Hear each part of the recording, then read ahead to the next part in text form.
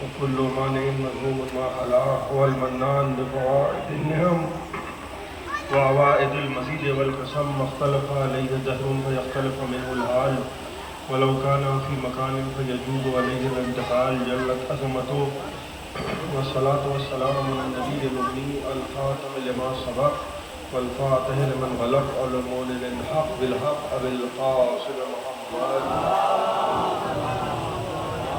الصلاة والسلام على أهل بيته الطيبين الطاهرين المعصومين المظلومين الذين أذهب الله عنهم الرجس وطهرهم تطهيرا. أما بعد فنوت محكم كتاب المجيد ومدخل خطاب الحميد وقوله الحق بسم الله الرحمن الرحيم ويوم ندعو كل أناس بإمامهم. ایک صلوات پڑھیں محمد والا. حضرات گھڑی کی سوئیوں کو دیکھتے ہوئے کیونکہ دامن وقت کی گنجائش بہت کم ہے، میں قرآن مجید کی جسایہ کریمہ کی تلاوت کا شرف میں نے اس مجلس کے لیے حاصل کیا ہے. ارشاد رب العزت ہو رہا ہے کہ قیامت کا دن ہوگا اور ہم ہر ایک کو بلائیں گے اور اس کے امام کے ساتھ اس کو بلائیں گے. تو ایک بات سب کو یہ ذہن میں رکھنے کی ضرورت ہے کہ قیامت کے دن آباء و اجداد کے ساتھ نہیں بلایا جائے گا، قوم قبیلوں کے ساتھ نہیں بلایا جائے گا. ہم کو چاہے ہم جتنے بھی بڑے خاندان کے فرد ہوں، ہمیں اپنے نانا اور دادا کے ساتھ نہیں بلایا جائے گا. ہم کو بلایا جائے گا تو اپنے امام کے ساتھ بلایا جائے گا. تو امام جو ہو وہ یہ خیال رکھنے کی ضرورت ہے کہ امام جو ہو وہ ایسا ہو کہ وہ خود جنت میں جائے اور ہم کو بھی جنت میں لے جائے. خدا نخواستہ امام ایسا نہ ہو کہ قیامت کے دن ہم کو ویسے ہی چھوڑ کے بھاگ جائے جیسے بہت سے لوگ میدان جنگ میں نبی کو چھوڑ کے بھاگ جایا کرتے تھے. کیونکہ اگر امام جو ہے وہ جہنم میں چلا گیا تو پھر کوئی آپ کو جنت میں لے جانے والا نہیں ہے. ذرا سی میں آپ کی توجہ چاہتا ہوں. دیکھیے اللہ جب کسی کو عہدہ دیتا ہے، جب کسی کو امامت دیتا ہے تو وہ کس انداز سے دیتا ہے کہ جیسے قرآن کہہ رہا ہے جناب موسیٰ علیہ السلام کے لیے کہ جناب موسیٰ علیہ السلام 70,000 بچوں کو فرعون نے قتل کیا تھا کہ موسیٰ نہ پیدا ہونے پائے. 70,000 بچوں کو، اور 70,000 بچوں میں سے جس ایک بچے کو چھوڑ دیا تھا فرعون نے وہ وہی تھا کہ جو موسیٰ بن گیا. اور فرما نے چھوڑا کیسے؟ ماں کو یہ حکم دیا کہ ایک صلوات پڑھ دیا محمد علیہ.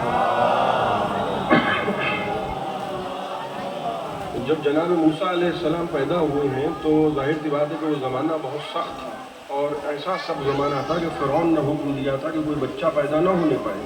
لیکن انتظام قدرت دیکھیے کہ خدا جس کو بھیجنا چاہتا ہے لاکھ مخالفتیں ہو خدا اس کو بھیج کے رہتا ہے.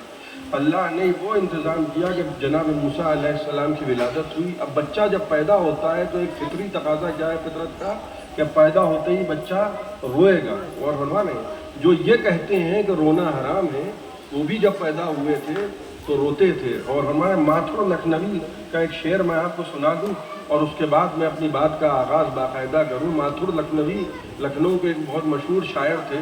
وہ کہتے ہیں کہ رونا بھی جو بدعت ہے تو ایسا کر دے، رونا بھی جو بدعت ہے تو ایسا کر دے، بچہ کوئی ہنستا ہوا پیدا کر دے. اب بچہ اگر کوئی ہنستا ہوا گھر میں پیدا ہو تو خدا کی قسم ماں باپ گھر چھوڑ کے بھاگ جائیں گے کہ یہ کوئی ڈیفیکٹو کیس ہے. اس لیے کہ فطرت کا تقاضا یہ ہے کہ بچہ روئے گا. آپ کی میں توجہ چاہ رہا ہوں، بس یہیں سے آپ مجھ سے جڑ جائیے گا.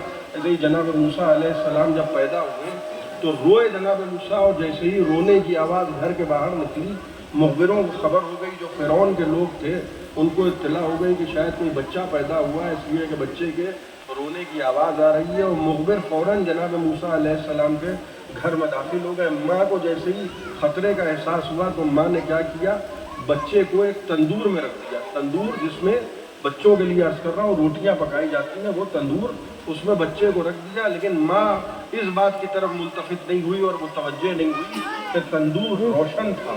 تندور جو تھا وہ روشن تھا. بڑی توجہ آپ کی چاہ رہا ہوں، انشاءاللہ آپ محظوظ ہوں گے. روشن تندور میں ماں نے کیا کیا، بچے کو رکھ دیا. وہ سب طرف دیکھ کے چلے گئے. ان کے ذہن میں یہ تصور بھی نہ آیا کہ روشن تندور میں ایک نومولود بچہ اور ہمارے وہ موجود ہوگا جو خاموش اطمینان سے بیٹھا ہوا ہے. اچھا انتظام قدرت دیکھیے، اب جناب موسیٰ نہیں رو رہے ہیں. جلتے ہوئے تندور میں جناب موسیٰ اطمینان سے خاموش مسکراتے ہوئے لیٹے ہیں. وہ سب طرف دیکھ کے چلے گئے اور جب چلے گئے ماں متوجہ ہوئی تو جناب موسیٰ علیہ جیسے ہی تندور کا ڈھکن ہٹایا تو ماں نے کیا دیکھا کہ موسیٰ مسکرا رہے ہیں. نہ موسیٰ کا جسم جلا اور نہ موسیٰ علیہ السلام کا لباس جلا. لیکن اب ماں کو احتیاط کی بنا پہ اللہ نے حکم دیا، اور اس حکم کو خدا قرآن میں بیان کر رہا ہے کہ وَأَوْحَيْنَا إِلَىٰ أُمِّ مُوسَىٰ، قرآن کہہ رہا ہے کہ ہم نے موسیٰ کی ماں پر وحی کی کہ اگر اس بچے کی جان کو تمہیں خطرہ ہے تو ایسا کرو کہ اس بچے کو دودھ پلا دو۔ بھائی بڑی توجہ چاہ رہا ہوں، وہ بچے کو کیا کرو، دودھ پلاؤ، اور ایک لکڑی کا صندوق بنوا کے اس بچے کو دریائے نیل کی موجوں کے حوالے کر دو۔ لہذا ماں نے یہی کیا کہ ایک لکڑی کا صندوق بنوایا، بچے کو دودھ پلایا، اور ماں نے لکڑی کی تختے کے اندر بچے کو لٹا کے دریائے نیل کی موجوں کے حوالے کر دیا۔ اب صندوق بہتا ہوا کہاں پہنچ گیا؟ فرعون کے محل میں، کیونکہ فرعون کے محل کے بیچ سے دریا بہتا تھا۔ اب فرعون کے محل میں ساحل پر کون بیٹھا ہوا ہے؟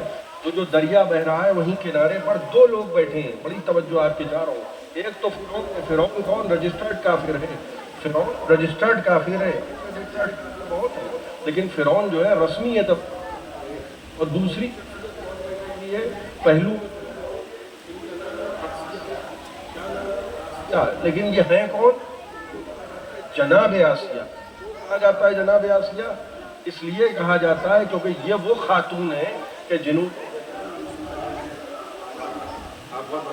اللہ نے ان کا اتنا بڑا درجہ بنایا ہے کہ قرآن کہہ رہا ہے ضرب اللہ مثلا للذین آمنوا امرأۃ فرعون۔ بڑی توجہ چاہ رہا ہوں، قرآن کیا کہہ رہا ہے کہ اللہ نے مومنوں کے لیے جس خاتون کو مثال بنایا ہے وہ فرعون کی زوجہ ہے۔ مومنوں کے لیے مثال کس کو بنایا ہے؟ کسی نبی کی زوجہ بنایا ہے، بلکہ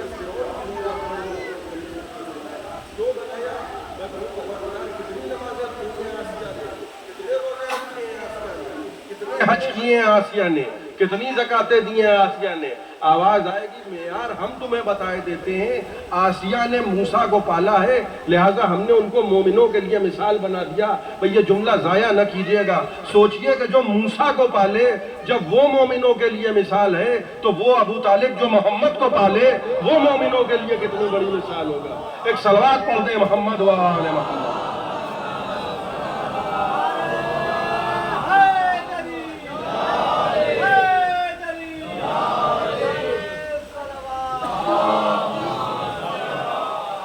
اور ہمارے اب جو صندوق بہتا ہوا آیا، میں مختصر کر کے عرض کر رہا ہوں، صندوق کو جناب آسیہ نے اٹھایا، دیکھا کہ ایک بچہ مسکرا رہا ہے، اور فرعون جو تھا اس ایک کہاوت کہی جاتی ہے کہ چور کی داڑھی میں تنکا ہوتا ہے۔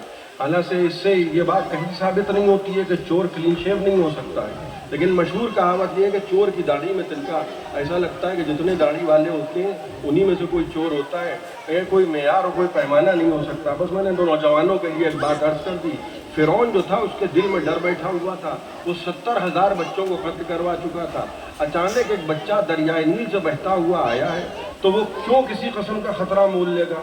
کون بے وقوف ہوگا جو اس بچے کو چھوڑ دے گا؟ لہٰذا اس نے چاہا کہ اس بچے کو بھی قتل کر دیں۔ بھئی جس نے 70,000 قتل کیے ہوں وہ 70,001، 70,002، 70,003 بھی قتل کر سکتا ہے۔ وہ قتل کرنا چاہتا تھا۔ آپ غور فرمائیں، یہ جملہ آپ کی سماعتوں کی نظر کر رہا ہوں، دیکھیے اس نے قتل نہیں کیا موسیٰ کو، قتل کا ارادہ کیا اور فرعون بن گیا۔ سوچئے آپ کہ جو نبی کے قتل کا ارادہ کرے وہ فرعون ہوتا ہے۔ سوچئے جس نے حسین کو قتل کیا ہو وہ کیا ہوگا؟ اس نے چاہا کہ قتل کرے، لیکن جناب آسیہ نے کیا کہا کہ خبردار اس بچے کو قتل نہ کرنا۔ دیکھیے یہ ہے جناب آسیہ کا درجہ، یہ ہے جناب آسیہ کا عمل۔ اس وجہ سے جناب آسیہ کا اتنا بڑا درجہ بنا کہ ان کو اللہ نے مومنوں کے لیے مثال بنا دیا، ان کے لیے جنت میں گھر بنا دیا، ان کو 4 نساء العالمین میں سے ایک قرار دیا۔ اور وہ عمل کیا ہے کہ جیسے ہی فرعون نے چاہا کہ اس بچے کو قتل کر دے، جناب آسیہ کا جملہ قرآن میں موجود ہے، وہ جناب آسیہ فرعون کو دیکھ کے کہنے لگی عسیٰ ان ینفعنا او نتخذہ ولدا، ہو سکتا ہے یہ بچہ ہمیں فائدہ دے۔ میں بڑی توجہ چاہ رہا ہوں، کیا جملے کا ہے؟ عسیٰ ان ینفعنا او نتخذہ ولدا، ہو سکتا ہے یہ بچہ ہمیں فائدہ دے یا ہم اسے اپنا بیٹا بنا لیں، ہماری کوئی اولاد نہیں ہے۔ بھئی ہو سکتا ہے کہ جملہ بتا رہا ہے کہ جناب آسیہ کو یقین نہیں ہے، کچھ بھی ہو سکتا ہے یہ بچہ ہمیں فائدہ دے یا ہم اسے اپنا بیٹا بنا لیں۔ لا تقتلوا، اس بچے کو قتل نہ کرنا۔ یہ جناب آسیہ کا جملہ قرآن میں موجود ہے۔ جناب آسیہ نے فرعون کے اس ظلم سے موسیٰ کو بچایا، خدا نے اتنا بڑا درجہ بنا دیا لیکن قرآن کہہ رہا ہے کہ جب یہ گفتگو فرعون میں اور آسیہ میں ہو رہی تھی وَهُمْ لَا يَشْعُرُونَ، تو ان کو معلوم نہیں تھا کہ یہ گود میں جو بچہ ہے یہ کون ہے۔ یعنی جملہ آپ کے سامنے عرض کر رہا ہوں، اللہ یہ فرما رہا ہے کہ ان کو شعور نہیں تھا کہ گود میں کون ہے۔ سوچئے کہ انہوں نے بے شعوری کے عالم میں موسیٰ کو پالا، تب اللہ نے اتنا بڑا درجہ رکھا ہے۔ جس ابو طالب نے شعور رکھ کے محمد کو پالا ہو، اس کا کتنا بڑا درجہ ہوگا۔ ایک صلوات پڑھ دیں محمد و آل محمد۔ میں امامت تک آپ کو لانا چاہتا ہوں، امامت تک آپ کو لانا چاہتا ہوں۔ وہاں تک کہ تو بات ٹل گئی تھی، لیکن فرعون کے دل کا جو ڈر تھا وہ نکلنے کا نام نہیں لے رہا تھا۔ فرعون کے دل میں جو ڈر بیٹھا ہوا تھا، اس نے اپنے محل میں کیا انتظام کیا کہ جناب موسیٰ علیہ السلام کا امتحان کرنے کے لیے 2 طبق منگوائے، ایک طبق میں جوہر رکھوائے، ایک طبق میں انگارے رکھوائے، اور اس نے یہ کہا کہ انگارے بھی موسیٰ کے سامنے رکھ دو۔ بھئی آپ کی توجہ چاہ رہا ہوں، انگارے بھی موسیٰ کے سامنے رکھو اور جوہر بھی موسیٰ کے سامنے رکھو۔ اگر یہ اللہ کا نمائندہ ہے تو یہ انگارے پہ ہاتھ نہیں رکھے گا، بلکہ یہ جوہر پہ ہاتھ رکھے گا۔ اور جیسے ہی دونوں طبق جناب موسیٰ علیہ السلام کے سامنے آئے، دیکھیے فرعون ہے، مگر فرعون موسیٰ کو اپنے جیسا نہیں سمجھ رہا ہے۔ وہ جانتا ہے کہ اگر اللہ کی طرف سے آیا ہے تو یہ غلطی نہیں کرے گا۔ جناب موسیٰ کا ہاتھ گوہر کی طرف بڑھا، وہاں سے جبرائیل چلے، اور ایک مرتبہ جبرائیل نے بچے کا ہاتھ انگارے پر رکھ دیا، فوراً جناب موسیٰ کا ہاتھ جل گیا۔ آپ غور فرما رہے ہیں، فوراً جناب موسیٰ کا ہاتھ جل گیا۔ اور بچوں کا طریقہ کیا ہوتا ہے کہ ہر چیز اٹھا کے منہ میں رکھ لیتے ہیں، ویسے ہی جناب موسیٰ نومولود بچہ جیسے ہی ہاتھ جلا، وہ جلتا ہوا انگارہ اٹھا کے زبان میں رکھ لیا، زبان بھی جل گئی۔ آپ غور فرمائیں، یہ واقعہ میں آپ کے سامنے کیوں بیان کر رہا ہوں؟ اس واقعے کو بیان کرنے کا مقصد یہ ہے کہ بہت سے لوگ یہ اعتراض کرتے ہیں کہ صاحب امام حسن علیہ السلام کا مزاج اور تھا، امام حسین علیہ السلام کا مزاج اور تھا، بڑے بھائی کے پاس لشکر تھا، انہوں نے صلح کر لی، چھوٹے بھائی کے پاس لشکر نہیں تھا، وہ جنگ کرنے لگے۔ آپ مزاجوں کی بات کی جاتی ہے۔ دیکھیے جب 3rd کلاس کافر 1st کلاس مسلمان بننے کی کوشش کرتے ہیں تو ایسے ہی اعتراضات سامنے آتے ہیں۔ بھئی آپ جملوں پہ غور کیجئے گا، اب کہنے لگے گا بڑے بھائی کا مزاج اور چھوٹے بھائی کا مزاج اور، بڑا فرق تھا مزاجوں میں۔ میں نے ابھی تھوڑی دیر پہلے جو مجلس خطاب کی تھی اس میں نبی کی حدیث بیان کی تھی کہ نبی فرما رہے ہیں الحسن والحسین امامان قاما و قادا۔ یہاں مزاجوں میں فرق نہیں ہوتا، حسن بھی امام ہے، حسین بھی امام ہے، یہ چاہے اٹھ کے کھڑے ہو جائیں تب بھی امام ہے، یہ چاہے بیٹھ جائیں تب بھی امام ہے۔ یہاں ایک ہستی کے ہمیں 2 مزاج دکھائی دے رہے ہیں، ایک ہستی کے جناب موسیٰ کے 2 مزاج ہمیں نظر آ رہے ہیں۔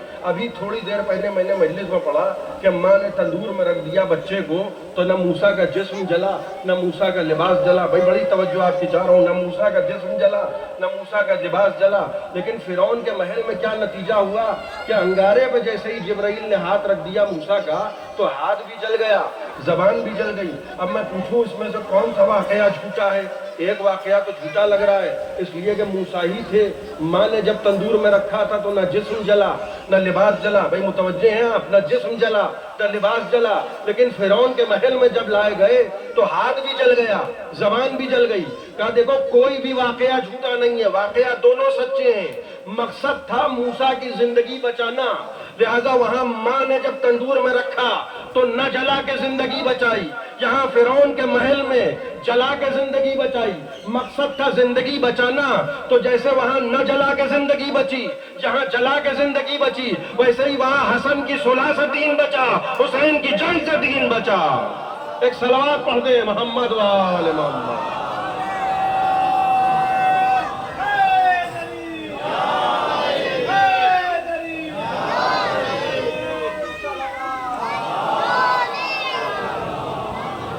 اور فرما رہے ہیں آپ دھیرے دھیرے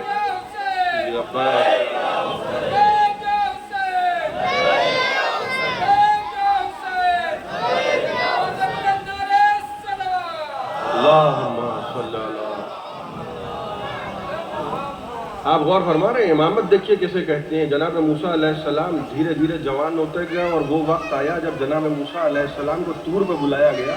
تو میں اجمالاً چند باتیں عرض کر رہا ہوں، مفصل گفتگو کرنے کی گنجائش نہیں ہے۔ جناب موسیٰ علیہ السلام کو طور پہ بلایا گیا تو جناب موسیٰ نے طور پہ جا کے کیا منظرنامہ دیکھا؟ طور پہ دیکھا کہ درخت پر پیڑ پر آگ روشن ہے۔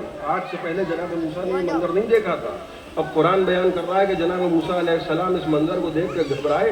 ایک مرتبہ آواز آئی ہے موسیٰ گھبراؤ نہیں، انی انا ربک، اے موسیٰ گھبراؤ نہیں، ہم تمہارے پروردگار ہیں، اللہ خالق صوت ہے، ہم کو بولنے کے لیے زبان کی ضرورت ہے، اللہ زبان کا بھی خالق ہے، جملوں کا بھی خالق ہے، اس کو بولنے کے لیے زبانوں کی ضرورت نہیں ہے۔ آواز آ رہی ہے موسیٰ ہم تمہارے پروردگار ہیں، وَأَنَا اخْتَرْتُكَ فَاسْتَمِعْ لِمَا يُوحَىٰ، اے موسیٰ ہم نے تم کو چن لیا ہے، اب جو ہم تم پر وحی کر رہے ہیں اس کو سنو۔ اور جناب موسیٰ علیہ السلام ہاتھ میں عصا لیے کھڑے تھے، بھئی پوری توجہ آپ کی چاہ رہا ہوں، ایک عصا لیے کھڑے تھے جس سے بکریاں چراتے تھے۔ آواز قدرت آئی موسیٰ یہ تمہارے بائیں ہاتھ میں کیا ہے؟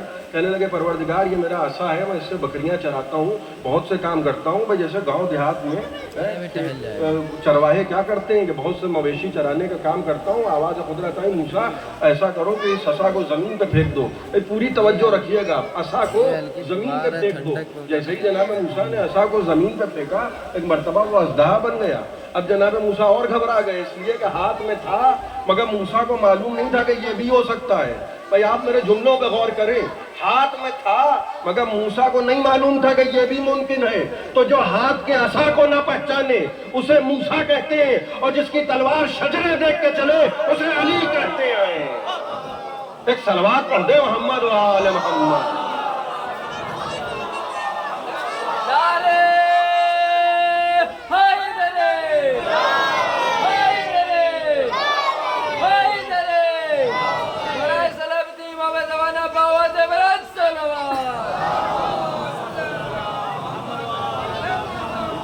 معجزہ بن گیا، یہ جو عصا ہے معمولی سا عصا، اسے ید بیضا بنا، اسے عصائے موسیٰ۔ دیکھیے ہر زمانے میں ذرا سا آپ کو ٹھہرا کے ایک بات عرض کر رہا ہوں، اکثر مشہور ہے کہ صاحب دور جاہلیت تھا، دور جاہلیت تھا، اور ہم سمجھتے ہیں سب جاہل تھے، انگوٹھا ٹیک تھے۔ یہ بہت بڑی غلط فہمی ہے، اس زمانے کے لوگ بہت زیادہ پڑھے لکھے تھے، بہت پڑھے لکھے لوگ تھے۔ دیکھیے اللہ زمانے کی ضرورت کے اعتبار سے معجزے دیتا ہے، جیسے جناب موسیٰ کا زمانہ جادوگروں کا زمانہ تھا، لہٰذا موسیٰ کو ایسا معجزہ دیا گیا کہ جب وہ ان کی رسیاں صاف بنے تو تم عصا پھینک دینا وہ اژدہا بن جائے گا، یعنی مصرے پہ مصرا لگے گا، بات بہڑ پہ خارج نہیں ہوگی۔ اور فرما رہے ہیں یعنی جیسا زمانہ ویسا معجزہ، یہ ذہن میں رکھیے گا۔ جناب عیسیٰ کا زمانہ طب کا زمانہ تھا، ان کو اس بات کا بڑا تھا کہ دیکھیے کہ مرنے والے تھے، ہم نے ایسا نسخہ لکھا، وہ چلنے لگے، اب ماشاءاللہ ٹہلتے ہیں، جیسے ہمارے یہاں بڑے وید و طبیب ہوتے ہیں، اپنی فضیلتیں بیان کرتے ہیں۔ خدا نے کہا ہے عیسیٰ ہم تمہیں ایسا معجزہ دیتے ہیں، وہ مریض کو کھڑا کرنے کا دعویٰ کر رہے ہیں تو مردے کو زندہ کر دینا۔ ویسے ہی رسول خدا کا زمانہ تھا، رسول خدا کا زمانہ تلوار کا زمانہ تھا، تلوار پہ بہت ناز ہے۔ پتہ چلا ایک اونٹ کے لیے 70 برس جنگیں ہو رہی ہیں، اور اپنے علم و ادب پہ بہت ناز ہے۔ وہ سمجھتے تھے ہم سے بڑا ادیب کوئی نہیں ہے، ہم سے بڑا شاعر کوئی نہیں ہے، لہذا سبا معلقات کی داستانیں اور سوق عکاظ کی داستانیں نہج البلاغہ میں موجود ہیں۔ آپ غور فرما رہے ہیں، یعنی ان کو اپنے علم پہ ناز تھا اور اپنی تلوار پہ ناز تھا، لہذا نبی کو 2 معجزے دیے گئے، میرے حبیب ان کا زمانہ تمہارا زمانہ تلوار کا زمانہ ہے اور علم کا زمانہ ہے۔ جب یہ زبان سے گفتگو کریں تم قرآن پڑھ کے سنا دینا، اور جب یہ تلوار کا زور دکھائیں تم علی کو آگے کر دینا۔ آپ غور فرما رہے ہیں، لہذا ہر زمانہ کیسا ہوتا ہے، زمانے کی ضرورت کے اعتبار سے معجزہ دیا جاتا ہے۔ ایک تو عصائے موسیٰ، اور دوسرا معجزہ کیا دیا گیا، وہ جو ہاتھ جل گیا تھا بچپن میں، اب جب طور پہ بلائے گئے ہیں نبوت کے لیے، وہ جو ہاتھ جل گیا تھا خدا نے اس ہاتھ کو ید بیضا بنا دیا۔ بڑی آپ کی توجہ چاہ رہا ہوں، اس کے بعد فرعون کی قوم کو، جس قوم پر فرعون ظلم کر رہا تھا بنی اسرائیل پر، بڑی میں یہ جملے معاف فرمائیے گا، پتہ نہیں کہنا چاہیے کہ نہیں کہنا چاہیے، مگر میں لکھنوی تکلفات میں نہیں پڑھتا ہوں، آیا لکھنؤ سے ضرور ہوں مگر میں لکھنوی تکلفات والا آدمی نہیں ہوں۔ آپ غور فرما رہے ہیں، بڑے نمک حرام قوم تھی، اس لیے کہ جنت سے کھانے آتے تھے، جناب موسیٰ علیہ السلام جنت سے کھانے منگاتے تھے اس قوم کے لیے، مگر قوم کا عالم یہ تھا کہ جناب موسیٰ علیہ السلام سے کہتے تھے لن نؤمن لک حتی نری اللہ جہرا، جنت سے من و سلوہ نازل ہو رہے ہیں، جس کا ذکر قرآن میں ہے۔ اور ہمارے نبی کے ساتھ ہر وقت نبی کے ساتھ بیٹھے ہوئے ہیں، کھا رہے ہیں نبی کے دسترخوان پر، مگر جناب موسیٰ سے کیا کہتے تھے لن نؤمن لک حتی نری اللہ جہرا، اے موسیٰ ہم تم کو تب مانیں گے جب ہم اپنی آنکھوں سے خدا کو دیکھیں گے، ورنہ ہم تم کو مانے وانیں گے نہیں۔ تو تھے نبی کے ساتھ مگر نہ نبی کو مانتے تھے نہ خدا کو مانتے تھے، لیکن پھر بھی ساتھ تھے۔ جناب موسیٰ کو حکم ہوا کہ ان کو فرعون کے ستم سے بچاؤ۔ بھائی بڑی توجہ چاہ رہا ہوں، یوم ندعو کل اناس بامامہم، قیامت کے دن ہم تم کو تمہارے امام کے ساتھ بلائیں گے۔ یہ ذہن میں رکھیے گا، قیامت کے دن ہم کو ہمارے امام کے ساتھ بلایا جائے گا۔ اب اللہ کی دی ہوئی امامت کیسی ہوتی ہے، یہ 12 قبیلے تھے اور جناب موسیٰ علیہ السلام ان سب کو بچا کے لیے جا رہے تھے. رات کی تاریکی تھی, رات کے اندھیرے میں 12 قبیلوں کو بچا کے جناب موسیٰ لیے جا رہے ہیں. اور صحرا کی صفت یہ ہوتی ہے, ریگستان کی صفت یہ ہوتی ہے کہ رات میں ریت چمکتی ہے تو معلوم نہیں دیتا ہے کہ ریت ہے یا پانی ہے. اب چلتے چلے جا رہے ہیں, جہاں تک کہ خشکی تھی وہاں تک تو بہت خوش تھے, خشکی میں بہت خوش تھے. اب جو سامنے انہوں نے دیکھا کہ دریائے نیل بہ رہا ہے, جناب موسیٰ سے کہنے لگے موسیٰ اب یہ بتاؤ, یہ تو سامنے دریا آ گیا, اب ہم کہاں جائیں, تم نے تو ہم کو لا کے پھنسوا دیا. جناب موسیٰ نے کہا بھائی فرعون تم پر ظلم کر رہا تھا. کہنے لگے ظلم کر رہا تھا مگر زندہ تو تھے. کبھی کبھی انسان کا مزاج ایسا ہوتا ہے کہ ظلم سہنے کی ایسی عادت ہو جاتی ہے کہ وہ زندہ رہنے پر خود شکر کا سجدہ کرنے کو تیار ہوتا ہے. جناب موسیٰ سے کہنے لگے کہ بھئی ہم زندہ تھے. اب جو پیچھے پلٹ کے دیکھا تو دل کی دھڑکنیں اور بڑھ گئیں. دیکھا فرعون لشکر لے کے پیچھے سے آ رہا ہے. کہنے لگے موسیٰ تم نے تو ہم کو پھنسوا دیا, اب بتاؤ ہم کہاں جائیں. جناب موسیٰ کو حکم ہوا دریا پہ عصا مارو. میں بڑی توجہ چاہ رہا ہوں, بس زیادہ دیر رحمت نہیں دوں گا. جناب موسیٰ کو کیا حکم ہوا, دریا پر عصا مارو. دریا پہ جناب موسیٰ نے عصا مارا. وہ مشہور واقعہ ہے. اب جو شگاف پڑا دریا میں, دریائے نیل 2 حصوں میں تقسیم ہو گیا, راستہ بن گیا. وہ جناب موسیٰ سے کہنے لگے موسیٰ ہم 12 قبیلے ہیں, ہم کسی کے پیچھے نہیں چل پائیں گے. اور فرما رہے لکھنؤ میں کہا جاتا ہے نا کہ صاحب پہلے آپ, حالانکہ اب ہر جگہ یہ قصہ ختم ہو گیا ہے, اب ہر جگہ لوگ کہتے ہیں پہلے ہم. تو وہ یہ کہنے لگے ہم کسی کے پیچھے نہیں چلیں گے موسیٰ, ہم کو بچانا چاہتے ہو تو ہمارے لیے منفرد راستے بناؤ. جناب موسیٰ کو اللہ نے حکم دیا موسیٰ 11 مرتبہ دریا پہ عصا اور مارو. اب نجات کے راستے بن گئے 12. بھئی کبھی کبھی تو عدد بتا دیتے ہیں کہ نجات کے راستے کتنے ہیں. میں نے جب بھی نجات کے راستے بنتے ہوئے دیکھے ہمیشہ 12 دیکھے, 12 سے کم نہیں دیکھے. ایک صلوات پڑھتے محمد و آل محمد.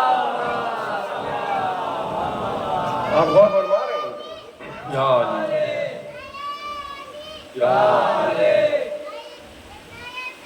اللہ. نجات کے راستے کتنے بن گئے 12. اب دیکھیں نتیجہ کیا برآمد ہوا, ایک امام تھا, ایک امام. اور فرما رہے ہیں, اور یہ 12 نمک حرام قبیلے تھے, ان کے لیے جنت سے کھانے آتے تھے. اور ان کے جملے کوئی روایت نہیں ہے, قرآن کی آیت کی شکل میں موجود ہیں کہ جناب موسیٰ سے یہ کہتے تھے لن نؤمن لک حتی نری اللہ جہرا. دیکھیے لن کا مطلب انگریزی میں ہوتا ہے نیور, کہ نہ ابھی ایمان لائیں نہ کبھی, جب تک کہ دیکھیں گے نہیں خدا کو تب تک کہ ہم ایمان نہیں لائیں گے. لیکن نتیجہ کیا ہوا, جناب موسیٰ علیہ السلام سب کو بچا کے لے گئے. تو اللہ نے ہم کو کیا بتایا کہ دیکھو ہم یہ نہیں دیکھتے کہ تم کیا ہو, ہم دیکھتے یہ ہے کہ کس امام کے پیچھے آ رہے ہو. آپ غور فرما رہے ہیں. تو ہمارا دل بہت مطمئن ہے, ہمارا دل بہت قوی ہے.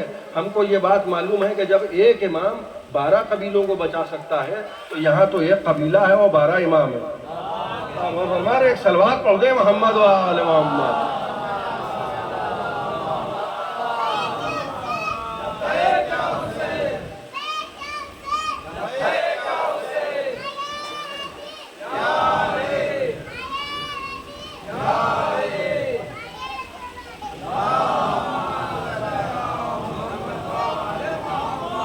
جب فرعون نے دیکھا کہ راستہ بن گیا تو فرعون نے کیا کیا کہ فرعون نے کہا یہ تو میں نہیں بنایا ہے. دیکھیے فرعون جو ہے کوئی نظیر سے نازل نہیں ہوتا ہے, جو اپنی بات منوانے کا عادی ہو اور صرف اپنی بات منوانے کا عادی ہو, بس ہر وہی انسان فرعون ہوتا ہے.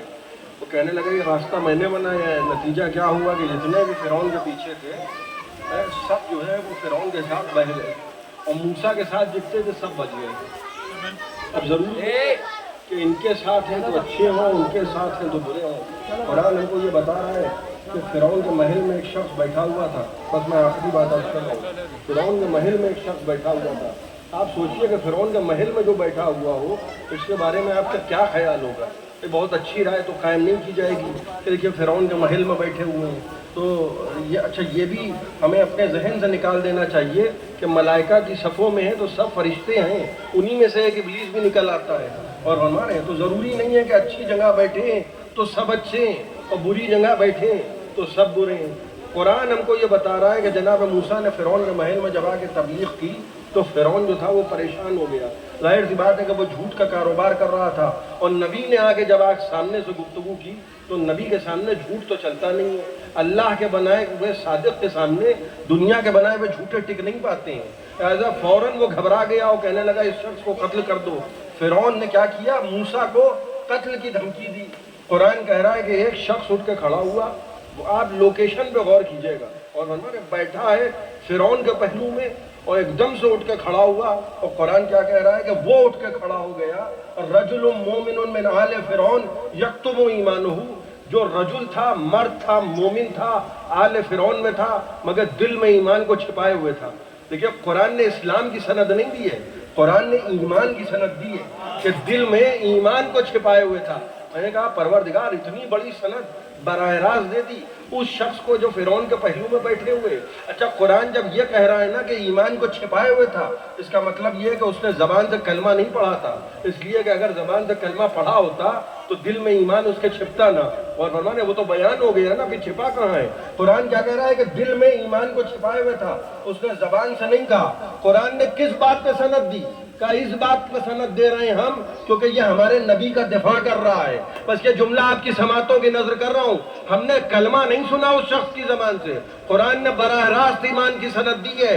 خدا نے ہم کو پیمانہ بتا دیا کہ دیکھو جو ایک لمحے موسیٰ جیسے کا دفاع کرے جب وہ مومن ہے، تو وہ ابو طالب جو 50 برس محمد کا دفاع کرے۔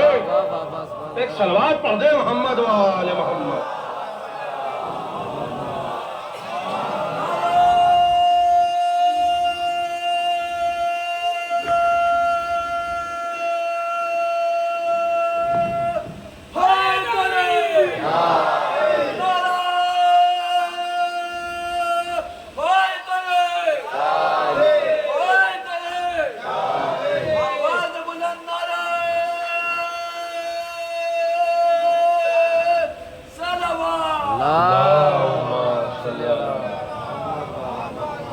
آپ ابتدا سے انتہا تک دیکھ لیں، آپ عشیر سے غدیر تک دیکھ لیں، اور غدیر سے کربلا تک دیکھ لیں، آپ کو علاوہ اولاد ابو طالب کے کوئی نظر نہیں آئے گا، کسی بھی میدان میں آپ کو کوئی نظر نہیں آئے گا۔ اور فرمانے اور رسول کا طریقہ یہ تھا، نہج البلاغہ میں امیر المومنین فرماتے ہیں کہ رسول کا طریقہ یہ تھا کہ جب جنگ کی ہولناکیاں بھڑکتی تھیں تو نبی اپنے اہل بیت کو آگے کر دیتے تھے۔ اور فرمانے نبی کا خود طریقہ یہ تھا، خدا چاہتا نہیں ہے کہ کسی غیر کا احسان دین پر ہو، لہذا ہمارے علاوہ کوئی کہہ نہیں سکتا ہے کہ اگر حسین نہ ہوتے تو نمازیں نہ ہوتی، حسین نہ ہوتے تو عبادتیں نہ ہوتی، تو حسین ابن علی کا احسان ہے۔ کربلا کے میدان میں حسین کل اکیلے تھے، آپ غور فرمائیں، ایک لٹا ہوا قافلہ تھا اور حسین کا پیغام زینب و ام کلثوم کے ذریعے دیار بدیار پھیلایا جا رہا تھا۔ ایک 4 برس کی سکینہ تھی جو اپنے بابا کو یاد کر کے روتی تھی، یہی حال تھا۔ وہ حسین کے سینے پہ سونے کی عادی تھی، لیکن دھیرے دھیرے وہ وقت آ گیا کہ شام کی پتھریلی زمین پہ بھی سونے کی عادی ہو گئی۔ شام کا زندان تھا اور سکینہ اپنے بابا کو یاد کر کے روتی تھی۔ بس ایک روایت مجھ سے سن لیجئے، آج اس مناسبت سے میں آپ کی خدمت میں عرض کر رہا ہوں۔ ایک شام کے زندان میں 4 برس کی سکینہ اپنے بابا کو یاد کر کر کے روتی تھی اور روز پوچھتی تھی، پھوپھی اماں میرے بابا کب آئیں گے؟ روز سکینہ سوال کرتی تھی بابا کب آئیں گے؟ یہ وہ زندان تھا کہ جس کی چھت نہیں تھی۔ صبح کو جب جناب سکینہ دیکھتی تھی کہ پرندے کہیں جا رہے ہیں تو بچی پھوپھی سے پوچھتی تھی کہ پھوپھی اماں یہ پرندے کہاں جا رہے ہیں؟ تو جناب زینب فرماتی تھی، اے سکینہ یہ پرندے اپنے بچوں کے لیے دانہ پانی کا انتظام کرنے جا رہے ہیں۔ شام کو جب وہی پرندے پلٹتے تھے پھر سکینہ پوچھتی تھی پھوپھی اماں اب یہ پرندے کہاں جا رہے ہیں؟ تو جناب زینب فرماتی تھی، بے سکینہ یہ پرندے اپنے بچوں کے لیے دانہ پانی کا انتظام کر کے اب اپنے گھروں کو جا رہے ہیں۔ بس جیسے ہی بچی گھر کا نام سنتی تھی تو رو کے کہتی تھی، پھوپھی اماں ہم گھر کب جائیں گے؟ کون سا دن آئے گا پھوپھی اماں جب ہم گھر جائیں گے؟ سکینہ کو وہ دن کبھی نصیب نہیں ہوا۔ ایک دن ایسا آیا کہ شام کے زندان میں 4 برس کی لاڈلی بیٹی حسین کی زندان میں دم توڑ کے مر گئی۔ بس سکینہ کا مرنا تھا کہ ارکان حکومت شام تلواریں کھینچ کے آ گئے اور انہوں نے یزید سے آ کے کہا کہ یزید ہم نے سنا ہے کہ حسین کی کوئی 4 برس کی بچی تھی جو شام کے زندان میں دم توڑ کے مر گئی، اب اگر تم نے اس قافلے کو آزاد نہ کیا یزید تو ہم تیری حکومت الٹ دیں گے۔ لہٰذا اس نے گھبرا کے چوتھے امام کو بلایا اور چوتھے امام کو بلا کے کہا کہ ہم نے آپ کو آزاد کیا، آپ جہاں چاہے جائیں، چاہے تو کربلا جائیں چاہے تو مدینہ جائیں، جتنا لشکر آپ ساتھ لے جانا چاہیں لے جائیں، ہم نے آپ کو آزاد کر دیا۔ جناب زینب سے آگے چوتھے امام نے عرض کی کہ پھوپھی اماں یزید نے قافلے کو آزاد کر دیا، خدا آپ کی آوازوں پر رحمت نازل کرے۔ جناب زینب نے رو کے کہا کہ میرے لال سید سجاد سب سے پہلے تو یزید سے کہو کہ گھر خالی کرایا جائے جہاں ہم اپنے بھائی کا پرسہ قبول کریں، ہم اپنے بھائی کا ماتم کریں۔ سب سے زیادہ افسوس اس بات کا ہے کہ رونا جن کا حق تھا انہیں رونے نہ دیا گیا۔ میں دست ادب جوڑ کے آپ کی بارگاہ میں عرض کروں گا، آپ بھی روتے ہیں اور چوتھے امام بھی روتے تھے، لیکن ایک بنیادی فرق تھا۔ آپ کے سامنے مجلس کے بعد اگر کھانا پیش کیا جائے گا، آپ کو بھوک لگے گی، آپ کھانا کھا لیں گے، آپ کھانے کو دیکھ کر روئیں گے نہیں۔ آپ کے سامنے پانی آئے گا پینے کے لیے، آپ کو پیاس کی شدت ہوگی، آپ پانی پی لیں گے، آپ پانی کو دیکھ کر روئیں گے نہیں۔ مگر چوتھے امام کیا کرتے تھے کہ کھانا آتا تھا تو کھانے کو دیکھ کر روتے تھے، وہ کہتے تھے ہائے میرا بابا بھوکا مارا گیا۔ پینے کے لیے پانی آتا تھا، امام کی آنکھوں میں آنسو آ جاتے تھے، ہائے میرا بابا پیاسا مارا گیا۔ شام کے زندان میں جب سروں کی واپسی ہونے لگی، بس ایک روایت تو میں نے آپ کی زحمتوں کو تمام کیا۔ شام کے زندان میں ایک لٹا ہوا سامان آیا، لٹے ہوئے سامان میں سے خون میں ڈوبا ہوا کرتا جناب زینب نے اٹھا لیا۔ کنیزوں نے کہا بی بی یہ سارا سامان آپ ہی کا ہے؟ فرمایا ہم جانتے ہیں ہمارا ہے، مگر آل محمد جب لٹاتے ہیں تو لٹا ہوا مال واپس نہیں لیتے۔ کہا یہ کرتا تو اس لیے ہم اٹھا رہے ہیں کہ یہ کرتا نانا کی قبر کے لیے امانت ہے، یہ ہمارے بابا کا، یہ ہمارے بھائی کا کفن ہے۔ شام کے زندان میں سب سے آخر میں سروں کی آمد شروع ہوئی۔ بس یہ واقعہ میں آپ کے سامنے پیش کر رہا ہوں۔ مقاتل میں لکھتا ہے کہ ایک ایک سر آتا تھا اور ایک ایک وارثہ بی بی بڑے عزت و احترام سے سر کو گود میں لیتی تھی، اور اس شہید کا ماتم زندان شام میں ہوتا تھا۔ سب سے پہلے جناب علی اکبر کا سر آیا۔ شام کی بیویوں نے جیسے ہی علی اکبر کا سر کو دیکھا، بیویوں نے کہا خدا کرے اس جوان کی ماں اس دنیا میں نہ ہو۔ جناب ام لیلہ کی آنکھوں میں آنسو آ گئے، رو کے کہنے لگی ہیں بیویوں یہ نہ کہو ماں میں ہوں، مجھے یہ غم بھی برداشت کرنا تھا، مجھے یہ غم بھی برداشت کرنا تھا۔ ایک مرتبہ جناب اون و محمد کے سر آئے، مگر اون و محمد کے سر کو جناب زینب گود میں لینے کے لیے نہ اٹھی۔ بیویاں کہنے لگیں لگتا ہے ان بچوں کی ماں اس دنیا میں نہیں ہے۔ جناب زینب نے رو کے کہا ماں میں ہوں، مگر مجھے اس کا پرسہ دو جس کی ماں نے اسے چکیاں پیس کے پالا تھا۔ مجھے غلاموں کا پرسہ نہ دو، مجھے آقا کا پرسہ دو۔ ایک ایک شہید کا سر آتا تھا۔ جناب قاسم کا سر آیا، جناب ام فروا نے بڑھ کے سر کو گود میں لے لیا۔ شام کے زندان میں جناب قاسم کا ماتم ہو رہا ہے، علی اکبر کا ماتم ہو رہا ہے۔ ایک سر ایسا آیا کہ جس کو دیکھ کے سب حیران ہو گئے، کیا اتنے چھوٹے بچے بھی نہر کیے جاتے ہیں؟ یہ 6 مہینے کے علی اصغر کا سر تھا۔ جناب رباب نے علی اصغر کے سر کو بڑھ کے کلیجے سے لگا لیا۔ شام کے زندان میں علی اصغر کا ماتم ہوا۔ آخر میں کس شہید کا سر آیا؟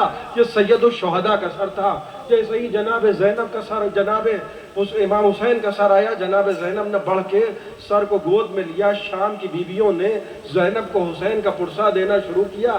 شام کے زندان میں حسین کا ماتم ہو رہا ہے، کوہرام مچا ہے، اور روایت بتاتی ہے سب سے آخر میں وہ سر آیا جو نو کے نیزہ پہ ٹھہرتا نہیں تھا۔ وہ ابو الفضل العباس کا سر تھا۔ بس میں نے مجلس کو ختم کیا۔ وہ ابو الفضل العباس کا سر تھا۔ روایت بتاتی ہے کہ جیسے ہی زندان کے دروازے کے قریب سر پہنچا، پہلے تو سر کی آنکھیں کھلی تھیں، مگر جیسے ہی زینب پہ نظر پڑی آنکھیں بند ہو گئیں۔ شہزادی زینب آگے بڑھیں، بیویاں احترام میں ٹھہر گئیں۔ ابو الفضل العباس کا سر ہے، علی کا شیر کا سر ہے، زینب کی چادر کا محافظ کا سر ہے۔ زینب آگے بڑھیں، سر کے قریب آئیں۔ ایک مرتبہ کہنے لگی میرے بھائی عباس آنکھیں کھولو، اے میرے بھائی عباس تمہارے بعد ہم کو دیار بدیار پھرایا گیا، عباس ہم کو بازاروں میں لایا گیا، عباس آنکھیں کھولو۔ منادی ندا دیتا تھا یہ علی کی بیٹی ہے، یہ عباس کی بہن ہے، سر کی آنکھیں نہیں کھلتی ہیں۔ زینب نے سر کو گود میں لیا، عباس کے سر کو گود میں لے کر بڑی دیر تک زینب روتی رہی، اور دور سے یہ پورا منظرنامہ چوتھے امام دیکھتے رہے، بڑی غور سے دیکھ رہے ہیں کہ پھوپھی اماں چچا کے سر کو گود میں لے کے گریہ کر رہی ہیں۔ خدا آپ کی آوازوں پر رحمت نازل کرے، خدا آپ کو کوئی غم نہ دے سوائے غم سرکار سید الشہداء کے۔ چوتھے امام آہستہ سے دیوار کا سہارا لے کے اٹھے، آہستہ آہستہ چلتے ہوئے پھوپھی اماں کے قریب آئے اور کہنے لگے پھوپھی اماں اگر چچا کو رو چکی ہو، پھوپھی اماں اگر آپ کا دل بھر گیا ہو پھوپھی اماں، تو کچھ دیر کے لیے چچا کا سر ہمیں دے دیجئے پھوپھی اماں۔ سب بیویاں یہ سمجھیں کہ شاید سید سجاد چچا عباس کا سر گود میں لیں گے اور گریہ کریں گے اور کہیں گے اے چچا آپ کے بعد تازیانے مارے گئے، اے چچا خیمے جلا دیے گئے، اے چچا سکینہ کو تماچے مارے گئے، اے چچا بیویوں کے سروں سے چادریں چھین لی گئیں، اے چچا ہم کو دیار بدیار پھرایا گیا، اے چچا یہ سب آپ کے بعد ہوا۔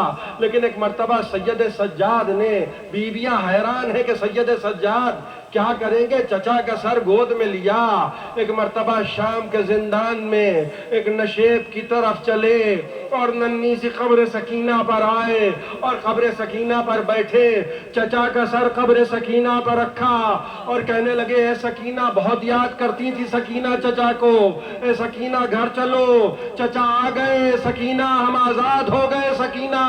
ایک مرتبہ قبر سکینہ سے آواز آئی بھائی جاؤ، خدا حافظ، اور صغرا کو ہمارا سلام کہنا، ان سے کہنا ہے بہن اچھا ہوا تم نہ آئی، ارے کرتا تو نہ جلا، دامن میں آگ تو نہ لگی، اے صغرا تماچے تو نہ لگے۔ سیعلم الذین ظلموا ای منقلب ینقلبون، انا للہ و انا الیہ راجعون۔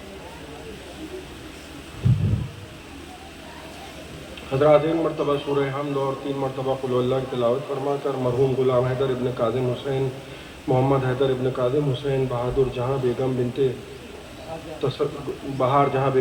بنت تصدق حسین، شباب حیدر ابن محمد حیدر، شہزادہ بیگم بنت مولائی، تمام کی ارواح کے صالح ثواب کے لیے 1 مرتبہ سورہ حمد اور 3 مرتبہ قل اللہ کی تلاوت فرما۔